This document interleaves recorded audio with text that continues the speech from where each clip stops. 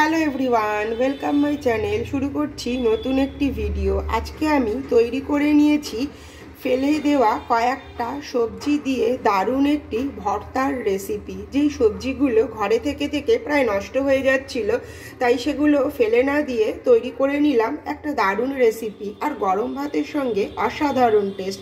সকলে শেষ পর্যন্ত ভিডিওটি দেখো, আশা করি খুবই ভালো লাগবে। শীতে নানান রকম সবজি পাওয়া যায়, আর ঘরেও সেই রকম নানান রকম সবজিতে ভর্তি থাকে। সেই সব সবজিগুলোর মধ্যে আজকে কয়েকটা সবজি, আর এই সবজিগুলো ঘরে থেকে থেকে প্রায় নষ্ট হয়ে যাচ্ছে, তাই সব রকম সবজি দিয়ে তৈরি করব আজকে একটি নতুন ধরনের দারুণ একটি রেসিপি। আর এই সবজিগুলো ঘরে থাকলে নষ্ট হয়ে যাবে, লাস্ট পর্যন্ত এগুলো ফেলেই দিতে হবে, তাই এইগুলো দিয়েই তৈরি করে নিচ্ছি একটা রেসিপি। প্রথমেই এই সবজিগুলোকে ভালো করে ছাড়িয়ে ধুয়ে কেটে পরিষ্কার করে নিচ্ছি। এইখানে সব সবজিগুলোকেই একদম ছোট ছোট করে কেটে নিয়েছি, আর কেটে ভালো করে ধুয়ে পরিষ্কার করে নিয়েছি। এখানে বিনসটাকে কুচিয়ে নিয়েছি, দুটো কাঁচা লঙ্কা নিয়েছি, খুব ঝাল তাই দুটো নিয়েছি, মটরশুঁটিগুলোকে ছাড়িয়ে নিয়েছি, আর গাজরটাকে একদম ছোট করে কেটে নিয়েছি। এখানে এটা পেঁয়াজ কলি, এটা শিম, আর এটা একটা টমেটো। সব কিছু দিয়েই তৈরি করে নেব কিন্তু এই রেসিপিটা। এইদিকে একটা কড়াই বসিয়ে দিয়েছি, আর কড়াইটা ভালো করে গরম করে নিয়েই এর মধ্যে দিয়ে দিলাম তেল। খুব বেশি তেল দিইনি, এখানে খুব সামান্যই তেল দিয়েছি। আর তেল ভালো করে গরম হওয়ার পর একে একে সমস্ত সবজিগুলোই এর মধ্যে দিয়ে দিচ্ছি।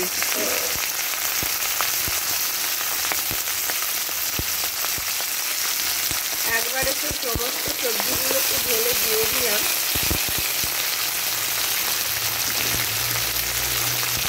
দিয়ে একটু ভালো করে নাড়াচাড়া করে একটু ভেজে নেব। খুব সামান্য একটু নুন দেব, আর নুনটা দিলে তাড়াতাড়ি মজে যাবে, সেই জন্য একটু নুনটা দিয়ে ভালো করে ভেজে নিচ্ছি। এখানে কিন্তু আর অন্য কোনো কিছু মশলা ইউজ করব না, শুধুমাত্র নুন দিয়েই এটাকে ভেজে নেব।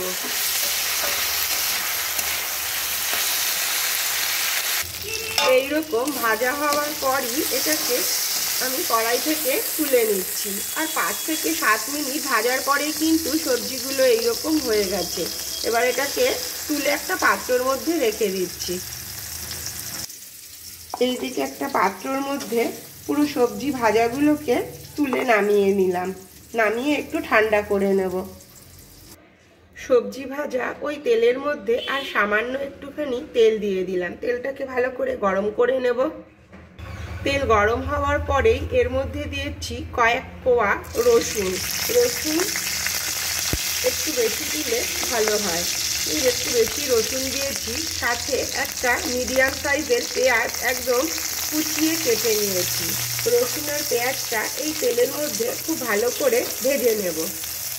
এখানেও দিয়ে দিচ্ছি খুব সামান্য একটুখানি নুন, তাহলে পেঁয়াজটা খুব তাড়াতাড়ি নরম হয়ে যাবে। এটাও একটা ভালো করে ভেজে নিচ্ছি।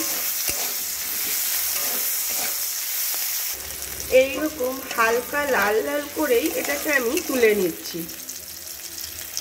সবজিগুলো যে পাত্রে রাখা, সেই পাত্রের মধ্যেই পেঁয়াজ আর রসুনটাকে ভেজে এর মধ্যে একসঙ্গেই তুলে রাখলাম। একটু ঠান্ডা করে নেব। সবজি, পেঁয়াজ, রসুন সব ঠান্ডা হয়ে গেছে। ঠান্ডা হয়ে যাওয়ার পরেই এখানে নিয়ে নিয়েছি একটা মিক্সির বাটি। মিক্সির বাটির মধ্যে সমস্ত সবজিগুলোকেই এর মধ্যে দিয়ে দিচ্ছি।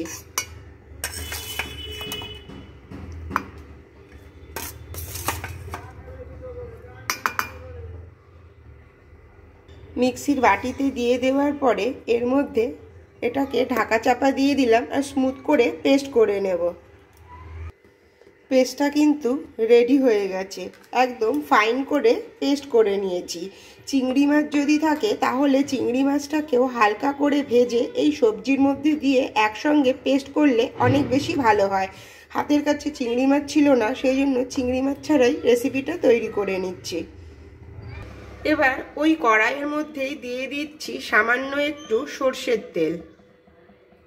তেলটাকে খুব ভালো করে গরম করে নেব।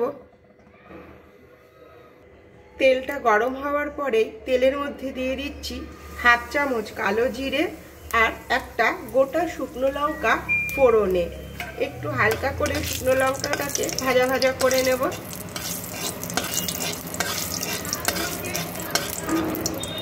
এবার এর মধ্যে দিয়ে দিচ্ছি যে পেস্টটাকে তৈরি করেছি সেই পেস্টটা সম্পূর্ণ পুরো পেস্টটাই এর মধ্যে দিয়ে দিয়েছি। আর আমি পেস্টটা করেছিলাম তখন কিন্তু কোনো রকমই জল ইউজ করিনি। আর যে কোনো ভর্তা তৈরি করতে গেলে জল ছাড়াই কিন্তু ভর্তাকে রেডি করতে হয়।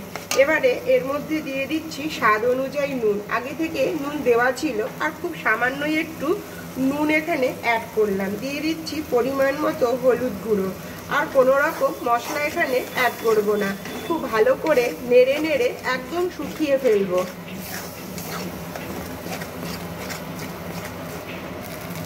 এবার এর মধ্যে দিয়ে দিচ্ছি 2-3 দানা মতো চিনি। একটু মিষ্টি দিলে খেতে বেশ ভালো হয়, সেই জন্য একটু চিনিটা দিয়ে দিলাম। দিয়ে একদম শুকনো করে নেব। আর যখন দেখব কড়াই থেকে অটোমেটিক উঠে আসছে তখনই কিন্তু নামাবো। তার মানে এখনো হয়নি, আরও একটু শুকনো করতে হবে। এবার কিন্তু অটোমেটিকই কড়াই থেকে উঠে আসছে, তার মানে রেডি হয়ে গেছে। এবারে এর মধ্যে দিয়ে দিচ্ছি খুব সামান্য একটু ধনেপাতা কুচি। এবার একটু নাড়াচাড়া করে নেব। এবারে কড়াই থেকে নামিয়ে নিয়ে সার্ভ করে দিচ্ছি। নামিয়ে সার্ভ করে দিয়েছি। এবারে ওপর দিয়ে দিয়ে দিচ্ছি খুব সামান্য একটুখানি কাঁচা সর্ষের তেল আর তার উপরে দিয়ে দিলাম শুকনো লঙ্কাটা। তৈরি হয়ে গেছে অপূর্ব স্বাদের ফেলে দেওয়া কয়েকটা সবজি দিয়ে দারুণ একটি ভর্তার রেসিপি। সকলে একবার হলেও এইরকম করে বানিয়ে দেখো, আর গরম ভাতের সঙ্গে পুরো জমে যাবে। যদি ভিডিওটি ভালো লেগে থাকে অবশ্যই লাইক, কমেন্ট, শেয়ার আর সাবস্ক্রাইব করো। দেখা হবে আবার next video. Take care, bye bye, thank you.